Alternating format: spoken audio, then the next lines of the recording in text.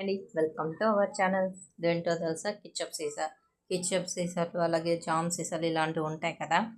So ఈ మూతను కూడా పడేయకుండా దానికి కూడా ఒక వీడియో చేసి చూపిస్తాను, దాన్ని ఎలా యూజ్ చేయాలో. ఇప్పుడైతే ఈ కిచప్ సీసా ఉంది కదా, దీన్ని ఒక్కోసారి స్టిక్కర్ అనేది రాదు కదా. సో అలాంటప్పుడు ఏం చేయాలంటే దానికన్నా యూజ్ చేసేటప్పుడు ఇది మొత్తం ప్లెయిన్గా ఉంటే బాగుంటుంది కదా. సో కాబట్టి దానికోసం ఇలా ట్యాప్ దగ్గర వాటర్ని తిప్పేసి ఇలా చేత్తో ఇలా రుద్దామంటే వీడియోలో చూపించేది ఈజీగా క్లీన్ అయిపోతుంది అనమాట. చూడండి ఎంత ఈజీగా వచ్చేసిందో.